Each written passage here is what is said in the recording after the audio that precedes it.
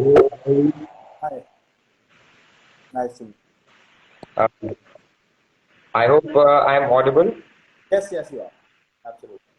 Okay. So let me introduce you to our viewers today who are trickling in slowly. And today we have our session with Mr. Pranav Iyer. He is the principal of architectural firm Ground 11. He founded it as SIA and then renamed it, I think, in 2011 as Ground 11. And Pranav has very, I would say, respectable accolades to him. He's a gold medalist and then graduated from the Institute of Environment Design, India. And they primarily do a lot of large scale architectural projects in terms of, I would say, townships, theme parks, IT parks, etc. More we'll hear from Pranav directly. But at the same time, I'd also like to mention that they are a very well diversified firm in terms of their presence, which is in Pune, Chennai. I can also read Addis Ababa, Lagos, Nairobi, and Los Angeles. And something to speak about his personal interests.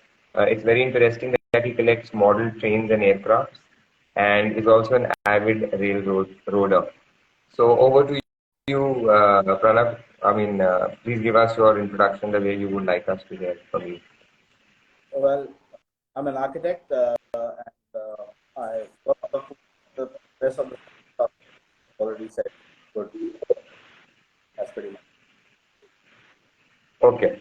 So let's start with the with today's session. Now, the today's session's the subject is blend of modern and vernacular fenestration systems collectively contributing to climate responsive architecture. So let's start with our first question, which is more to do with the fact that since you have a very extensive global industry experience, and we would like to know your observations in terms of the differences uh, in different countries and how fenestration is used. Well, I think we have to prioritize the functions of fenestration in terms of how shortlist. So the first, of course, is uh, as a part of the aesthetic of what we do. Then that it is about insulation, whether it's thermal insulation or it's acoustic insulation, and that it becomes natural light, then ventilation. Sometimes is of course also about security, and these are the way in which we talk about. So we have some experience in US, of course, some places in the Middle East and Africa, and essentially what we see is that you either have large open windows which let in the light and the outdoors and the sun as well, which is what we see in Europe and the US. And most countries that I have worked, which are tropical and hot, as well as in India and essentially Southeast Asia, we look at much smaller units of fenestration or larger units of fenestration in combination with either active or passive solar control methods. Uh, it's essentially a play of that. And then there's always, of course, a layering of what are your security requirements, what your vocabulary, like things and so on. And the numbers of the heat gain by the building envelope is what the game is all about. And that's what that. Okay, so I can understand from you that in the Middle East and the African,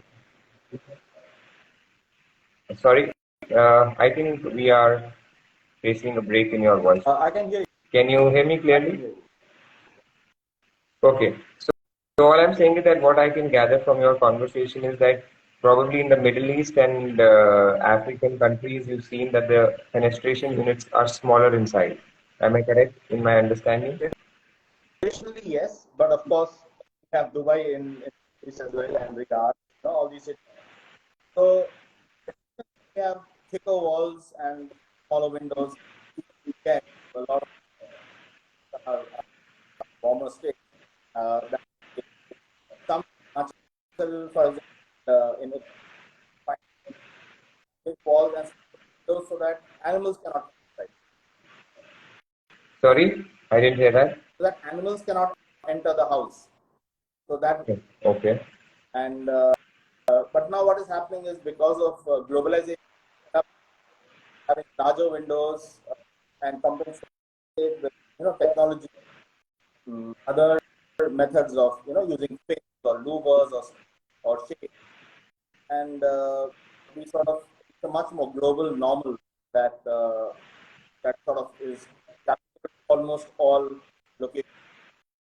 Unless we uh, effort to make one face of it in a more take, look at proportions and that are more different. Okay. So let's move on to our next question, which is to do with just like architecture and design has evolved. Do you think fenestrations have also evolved over a period of time? I think definitely fenestration has become something of 100, 200 years ago. Fenestration essentially function of requirement. It was mainly about ventilation. Then it became about light and ventilation, and now it's about well-being. And that itself is a very big step. So it has evolved in terms of material, in terms of technology, in terms of function, and it has to evolve because the way we live life has become very different. So the way we use the rooms inside houses are very different from what we did even maybe 30 years ago. So the speed, for example, those in an office building. So definitely has evolved, and it's a fascinating journey to be honest. Okay. So we would like to know about your travels across the world. More about vernacular fenestration, if you can put a light on that. Well, vernacular fenestration, I don't really know what level of complexity is there in the American system because vernacular is 200 years old, which is 400 years old in Europe. So that's what it is. And almost the way they looked upon it was different. Uh, it did not, you did not need to be inside there for looking so forth, but just close it because the land were apart. So that was there. But as far as, for example, Africa is concerned, I've done work a few semi-arid countries like maybe Djibouti, uh, also in Ghana and Nigeria, which are top. And that is much smaller. The it's wooden in nature, and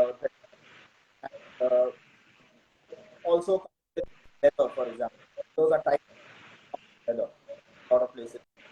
That happens when the people that settle, they are actually most of their lives are outside their room.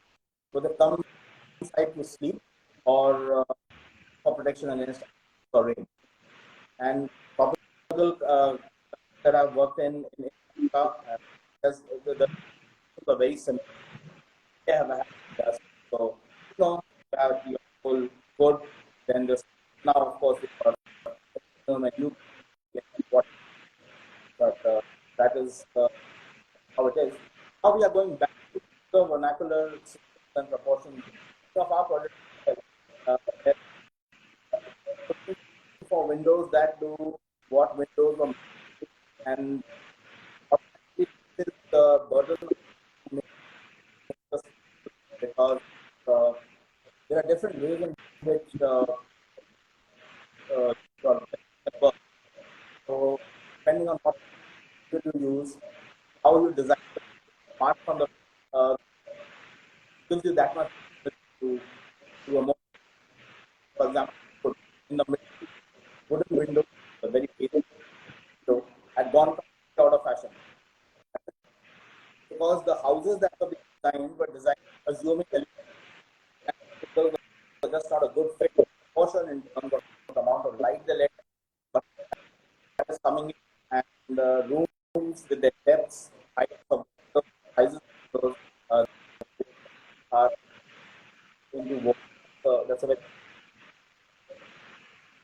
In fact, we are doing Okay. windows and fenestration systems which are similar to wood, which your also. So, Correct. Yeah, so these kind of technologies are very new to the Indian market, and I think they are picking up bits, in like different. I mean, every zone or city has a different choice. Every state has a different choice. We, I mean, the customer moved on from wooden finishes in the north to anodized finishes today, whereas in the south still, wood finishes are appreciated or accepted. So I think every Indian, I would say, state has its own culture and heritage, or for that matter, even inertia to use something which gives them more warmth. And I think still people who feel that the warmth is lent by wooden finishes, they also ask us to do wooden finishes on aluminum windows. So yes, you're right on that aspect. Anything you can tell us about the passive cooling techniques, etc., or let's say the indirect, heat gain, how other countries use it? the heat gain by the building envelope is now understood to be the project or upload your building on their software energy automatically calculated. But that way, if you look at this vernacular, incorporate system uh, thermal, and we have features like clean, like courtyard, conventional, and that helps to regulate the internal temperature and provide privacy, and while also allowing for light and now passive ventilation techniques are passive cooling techniques is direct evaporative cooling.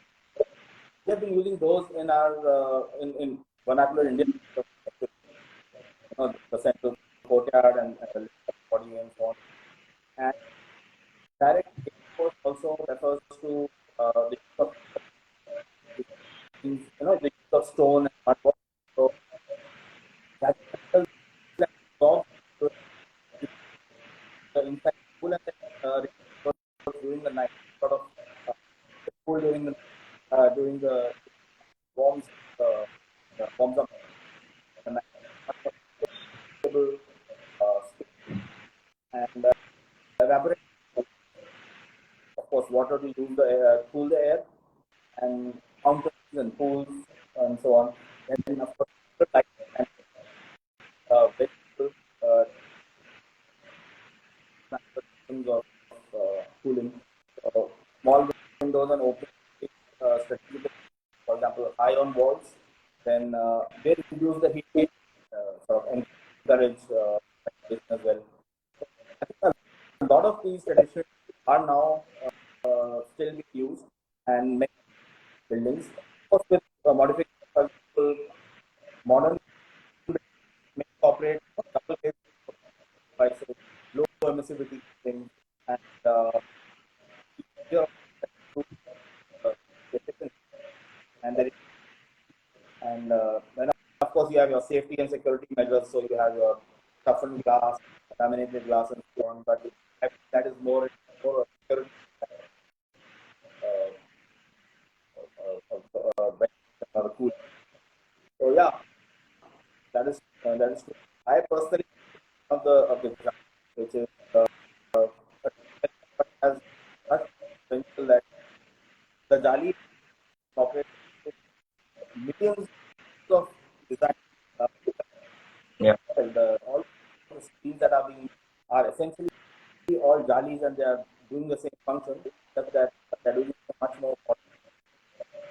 And so that the use of the Jali is one of the most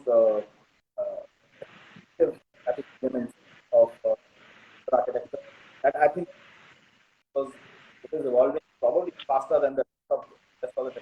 And because the Jali does so much so well, so beautifully, it us more freedom to play around with the fenestration that we do with the inside. I cannot agree more. I think the old method of having a jali is the best method for bringing in ventilation into any design form. But yes, obviously we have some limitation in terms of jali being used in commercial projects.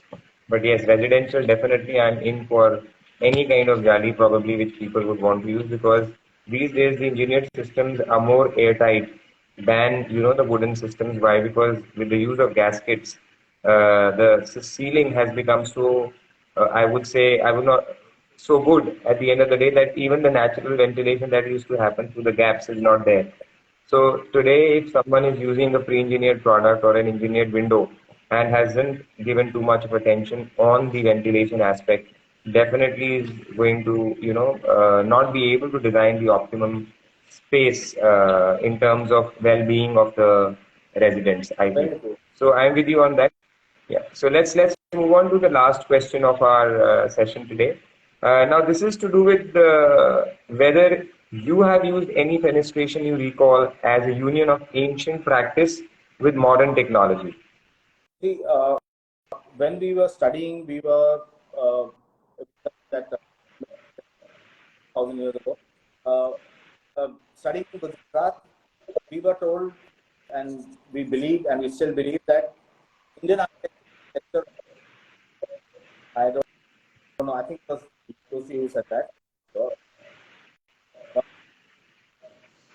that is actually very true, because during the day that uh, the activity becomes of any building of that. So I think that level of master's level work that I've always found the Jati to be something that I have to do, that I'll do it in its own modified way. For example, we have just holding screens. So Uh, what happens is that you actually have a balcony behind, but screen opens out. So there's a storm.